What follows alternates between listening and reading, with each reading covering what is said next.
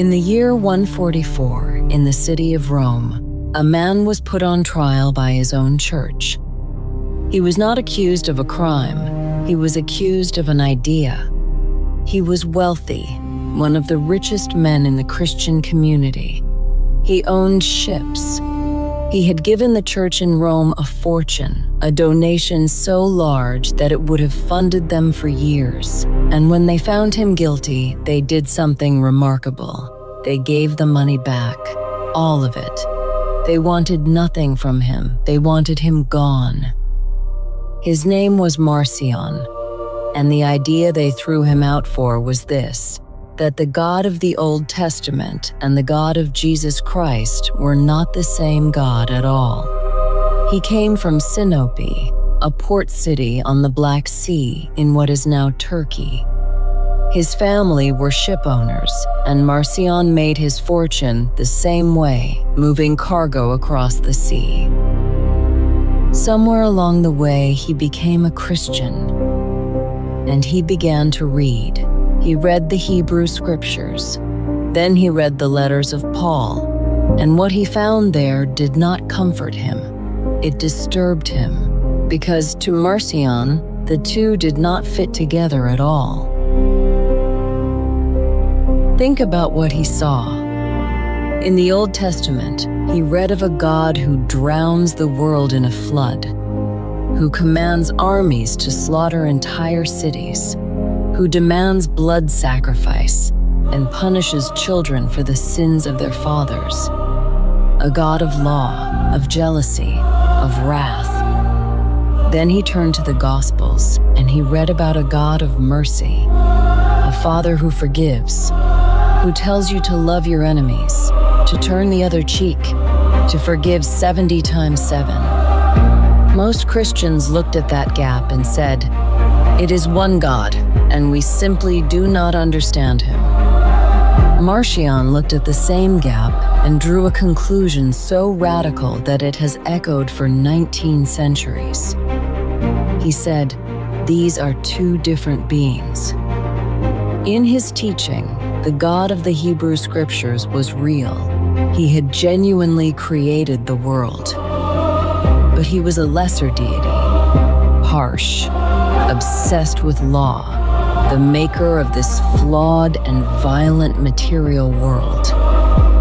And far beyond him, unknown to humanity, utterly separate from creation, there was another God, a God of pure love who had nothing to do with this world, until, out of nothing but compassion, he sent Jesus into it, not to fulfill the old law, to rescue us from it. Marcion wrote a book to prove it. He called it the Antitheses, the Contradictions. Page after page, he set verses from the Hebrew Scriptures side by side with the words of Jesus, and asked his readers a simple question: does this sound like the same person to you? And if you accept his answer, then everything follows.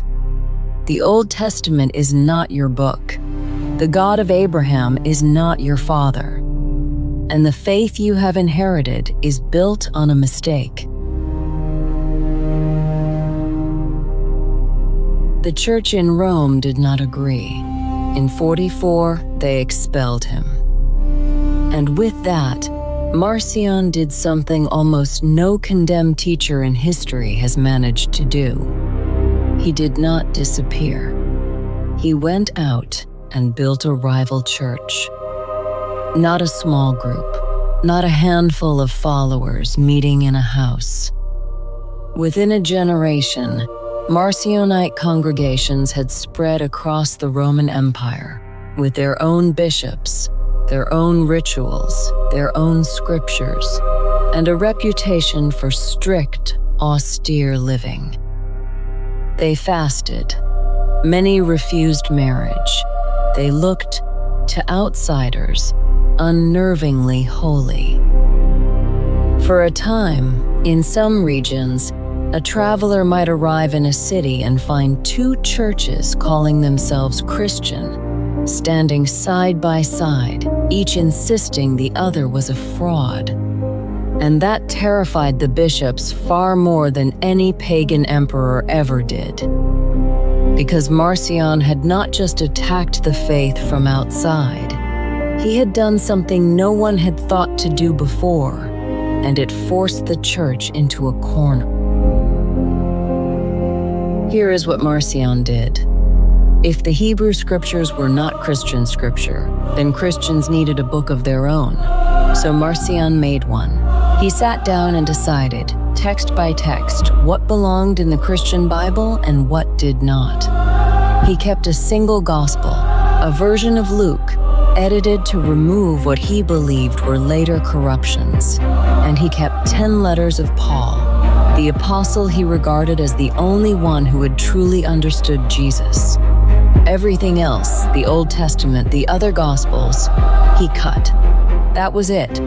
One Gospel, 10 letters, a closed, fixed list. And that is Marcion's real place in history. As far as we know, he was the first person to assemble a Christian canon, a defined New Testament. The man the church called a heretic may have invented the very idea of the book they now defend, because the church had to answer him. If Marcion said 11 writings were scripture, then the bishops had to say which writings were.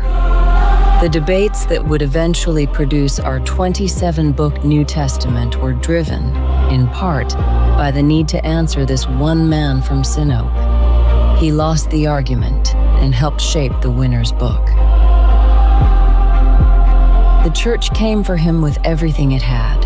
Justin Martyr wrote against him, Irenaeus wrote against him, and around the year 208, Tertullian wrote 5 entire volumes attacking him, a work called Against Marcion, which remains one of the longest assaults on a single person in early Christian literature. And this is the strange thing. Those attacks are now our main source.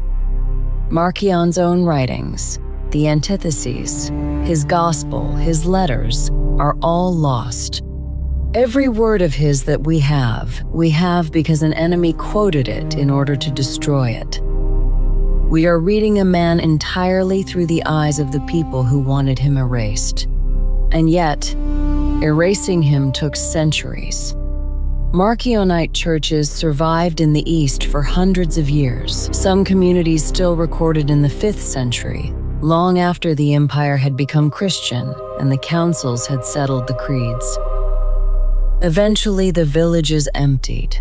The bishops died, the books were burned. And the second Christianity of the Roman world simply stopped. So what do we do with Marcion? To the church, he is a heretic who tore God in two.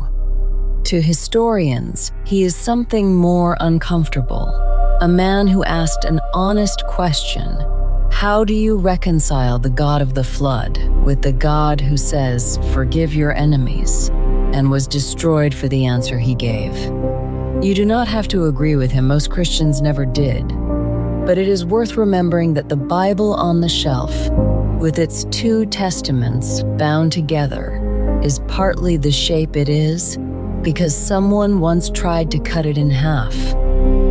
And the church had to decide, in public, why he was wrong. The winners did not just write the history. Sometimes, the losers set the questions.